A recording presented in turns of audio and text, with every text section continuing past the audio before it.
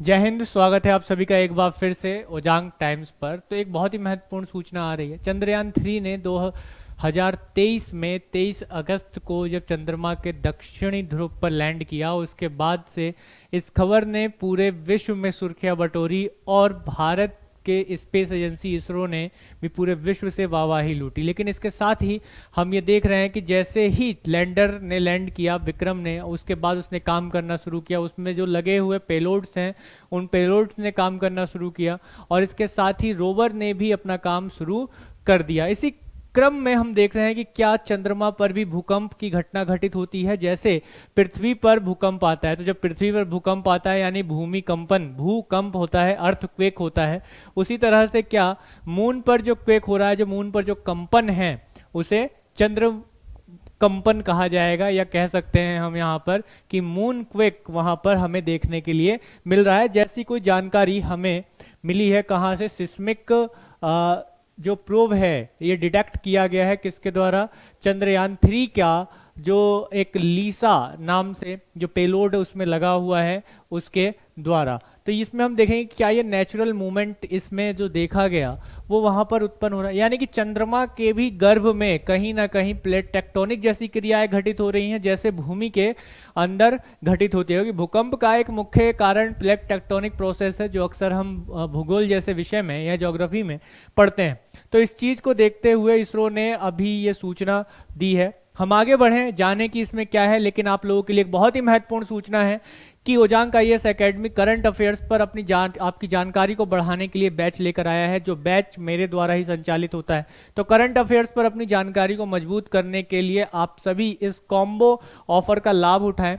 मात्र 2 दिन बचे हैं इस कॉम्बो ऑफर के, अभी भी ये चल रहा है। और आप आज और कल, यानी कि अगर मैं कहूँ तो मंडे तक, यानी कि आज जब मैं रिकॉर्ड कर रहा हूं तो आज 1 तारीख है, यानी कि संडे, यानी कि आप 4 तारीख तक इसको ले सकते हैं, इसमें अपना एनरोलमेंट करा सकते हैं। सितंबर और अक्टूबर की फ़ी कंबाइन करके उतनी कर दी गई है जितना आप 1 मंथ का फ़ी करते हैं, नहीं तो आपको एवरी मंथ जो है फ़ी ज़्यादा देना पड़ेगा। तो इस क्रम में आप सभी को ये ऑफ़र है, ये कॉम्बो ऑफ़र है कि आप आधारशिला बैच का साथ दें या आधारशिला बैच को ज्वाइन करें और करंट अफेयर्स में अपनी जानकारी को और ज़्यादा मजबूत करें। तो इसी क्रम में आगे बढ़ते हैं और जानते हैं कि जो चंद्रयान 3 है हमारा, चंद्रयान 3 ने लैंड किया 23 अगस्त को। 23 अगस्त 2023 में शाम के 6:04 पर इसने चंद्रमा के दक्षिणी ध्रुव पर, यानी कि साउथ पोल पर लैंडिंग की। जब साउथ पोल पर ये उतरा तो इसने पूरे विश्व में वाहवाही वसूली। और इसके साथ साथ हम देखते हैं कि इसमें से जो निकलने वाला रोवर है जिसका नाम है प्रज्ञान, और इसी तरह से जो ये लैंडर रहा जिसने लैंड किया चंद्रमा के साउथ पोल पर, दक्षिणी ध्रुव पर, जिसका नाम विक्रम है, इन्होंने अपना काम करना शुरू कर दिया। लेकिन ये काम जो करने वाले हैं मात्र 14 दिनों तक करने वाले हैं, जिसमें से अगर देखा जाए तो इन्होंने अपना आधा समय व्यतीत कर दिया है। बहुत सारी चीज़ों को रिसर्च किया है उन्होंने, वहाँ के एनवायरनमेंट, वहाँ पर अगर कोई वायु की उपस्थिति है या वहाँ का जो मौसम है या किसी तरह की ऐसी घटना जो हमें अंतरिक्ष के बारे में और ज़्यादा जानकारी देने में सक्षम हो, उसके लिए लगातार चंद्रयान 3 काम कर रहा है। जैसे कुछ समय पूर्व ही देखा गया था कि टेम्परेचर को लेकर भी सूचना आई थी। जो ये न्यूज़ है वो किस कॉन्टेक्स्ट में है, तो कॉन्टेक्स्ट ये है कि इसरो ने अभी थर्सडे में अनाउंस किया है कि उन्होंने फाइंड किया है एक another scientific experiment conduct by the Chandrayaan 3 on moon mission where the lunar seismic activity, यानी कि जो लीसा है ये एक पेलोड है। क्या है ये? एक पेलोड है जो रिकॉर्ड कर रहा है क्या, नेचुरल वन, किसको, सिस्मिक यानी कि जो कंपन है उसको, इस कंपन को इसने डिटेक्ट किया है, लीसा ने डिटेक्ट किया है। तो ये लीसा एक कंपन को डिटेक्ट करने वाला, यानी कि भूकंपीय तरंगों, कंपनीय तरंगों को डिटेक्ट करने वाला एक पेलोड है, जो मेनली कहाँ लगा हुआ है, ये लगा हुआ है लैंडर में। तो इंडियन स्पेस एजेंसी ने इस बात को ऐड करते हुए कहा कि source of this event in under investigation, ये जो इवेंट हुआ है, जो सिस्मिक इवेंट हुआ है, कंपन जो रिकॉर्ड किया गया है, उस कंपन को क्या किया जा रहा है, अभी इन्वेस्टिगेट किया जा रहा है। अगर आप देखेंगे तो ऐसी कुछ तरंगे जो रिकॉर्ड की गई है, कुछ तरंगे निकल कर आई हैं। एस्केलरेशन जो हमें देखने को मिला, ये तरंगे, यानी कि इस तरंगों को एक रूप में देखा जा रहा है कि ये एक तरह की सिस्मिक तरंगे हैं, यानी कि कंपन है, जो कि कहाँ पर देखने को मिला, हमें मून पर देखने को मिला। तो जब मून पर हम ये कंपन को देख रहे हैं, इस सिस्मिक तरंगों को देख रहे हैं, तो हमें पाया जा रहा है कि कहीं ना कहीं पृथ्वी के समान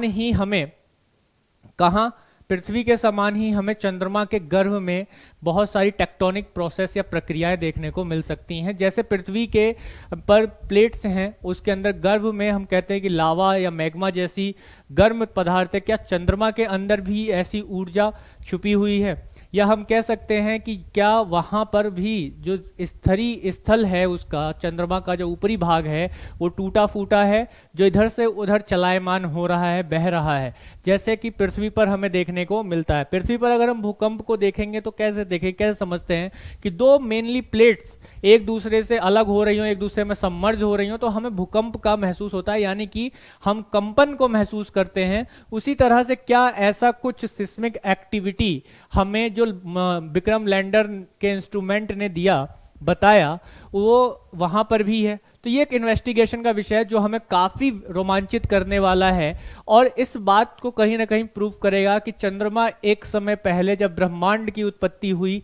या हमारे सौर मंडल की उत्पत्ति हुई, तो वो हमारा पृथ्वी का ही एक हिस्सा था जो टूटकर आगे पृथ्वी के चारों तरफ घूमने लगा। तो लीसा, जैसा कि मैंने बताया, ये पेलोड है, इसका प्राइमरी ऑब्जेक्ट यही है, इसका उद्देश्य यही है कि मेजर करना है ground vibration generated by the natural quake. वहां पर जो एक नेचुरल क्वेक बनेगा, यानी जो प्राकृतिक रूप से चंद्रमा पर जो भूकंप मैं कह रहा हूं बार बार, कंपन उत्पन्न होगा, उस कंपन को डिटेक्ट करना, उसके इंपैक्ट को डिटेक्ट करना, artificial impact during the Chandrayaan 3 mission, यानी कि चंद्रयान 3 मिशन के द्वारा भी वहां पर एक कंपन उत्पन्न हो रहा है, उसको अलग करना, उसको अलग डिटेक्ट करना, और उसके साथ साथ जो नेचुरल क्वेक हो रहा है उसको अलग डिटेक्ट करना। तो यहाँ पर हमें देखने को एक बार फिर से मिलने वाला है एक अंतरिक्ष के, या कह सकते हैं एक उपग्रह है, जो कि पृथ्वी का एक प्राकृतिक उपग्रह है।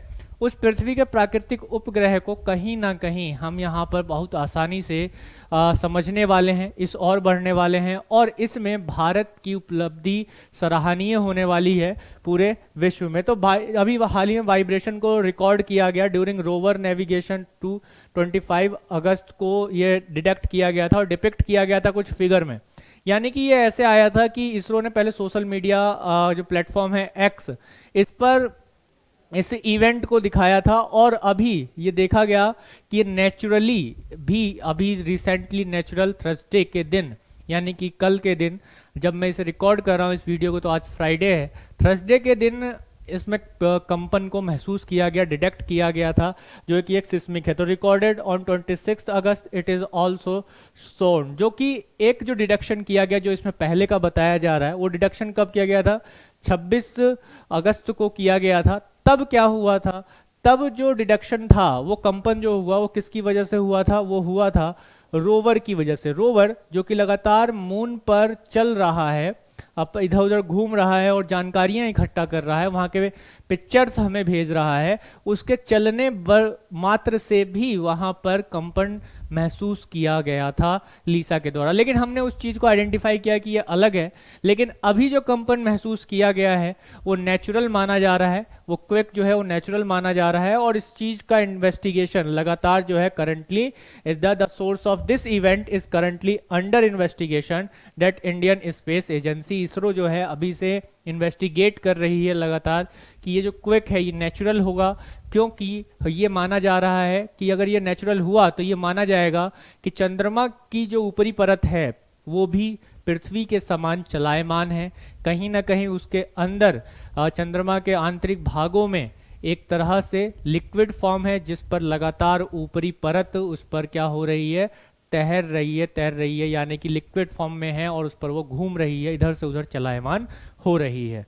तो इसी क्रम में आगे बढ़ते हुए हम इसी चीज को समझ रहे हैं कि चंद्रयान मिशन जो है, चंद्रयान 3 मिशन है, ये अपने जो एक्सपेक्टेशंस इससे लगाई जा रही है, इसके जो लाइफ है, इसका जो लाइफ है, एक्सपेक्टेड लाइफ है मून पर, night will come the next week, अगले वीक तक है, when the temperature could decrease in low -200 degree Celsius, यानी कि लगभग, अब जो मैंने शुरू में ही बताया कि 14 डेज तक ये काम करेगा, क्योंकि फिर उसके बाद जो है चंद्रमा पर क्या हो जाएगा, -200 डिग्री सेल्सियस का टेम्परेचर हो जाएगा साउथ पोल पर।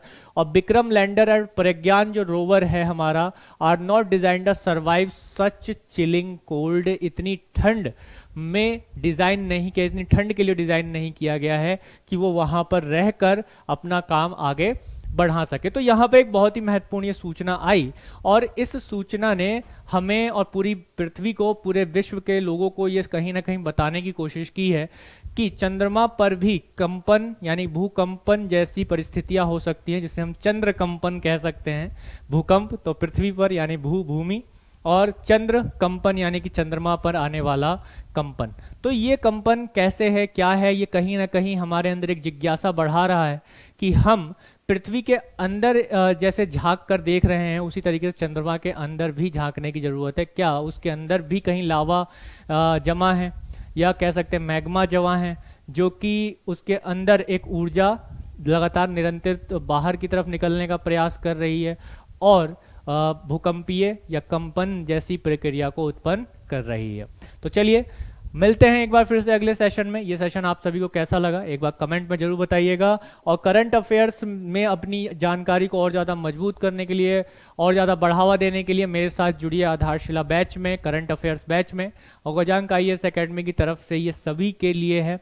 तो आप किसी भी परीक्षा की तैयारी कर रहे हैं, मुख्यतः UPSC की परीक्षा की तैयारी कर रहे हैं, करंट अफेयर्स बहुत ही महत्वपूर्ण विषय होता है, बहुत ही महत्वपूर्ण फोकस टर्म वाला विषय होता है, जिससे जुड़कर आप UPSC के प्रीलिम्स के लगभग 22 से 23 क्वेश्चंस बड़े आराम से सॉल्व कर सकते हैं। और करंट अफेयर्स का मुख्य फोकस, जो मुख्य क्वेश्चंस जो करंट अफेयर्स सीधे बनकर आते हैं, वो 22 से 23 एवरेज रहता है। इसके अलावा अन्य विषयों से भी बनने वाले प्रश्नों को आप सॉल्व कर सकते हैं अगर आप करंट अफेयर्स के साथ जुड़े हुए हैं, क्योंकि करंट अफेयर्स सभी विषयों को बारी बारी करके टच करता है, जोड़ता है, और उनसे प्रश्नों को बनाने में UPSC पीछे नहीं हटता है। तो जुड़ जाइए मेरे साथ आधारशिला बैच में, करंट अफेयर्स में। और इस बैच से संबंधित अधिक जानकारी के लिए आप हमारे कुछ नंबर्स पर कांटेक्ट कर सकते हैं, लाइक 8750711100। ठीक है, 8750711100। इस नंबर पर आप कॉल कर सकते हैं और कॉल करके सारी जानकारी ले सकते हैं कि बैच को कैसे ज्वाइन कर सकते हैं, या फिर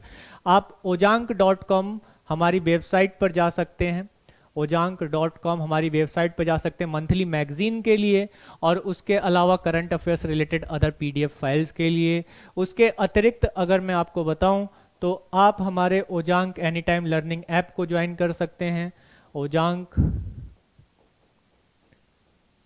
एनी टाइम लर्निंग ऐप को ज्वाइन कर सकते हैं, जिस पर आप जाकर हमारे क्लास को भी ले सकते हैं, ज्वाइन कर सकते हैं। इसके अलावा आप OTP ऐप को हमारे ज्वाइन कर सकते हैं, और इस पर जाकर आप डेली क्विज और टेस्ट दे सकते हैं। तो अधिक जानकारी के लिए इसी तरीके से बने रहें हमारे चैनल के साथ। ओजांक टाइम्स को सब्सक्राइब करना ना भूलें और शेयर करना ना भूलें। तो मिलते हैं अगले सेशन में, तब तक अपना ध्यान रखें। जय हिंद।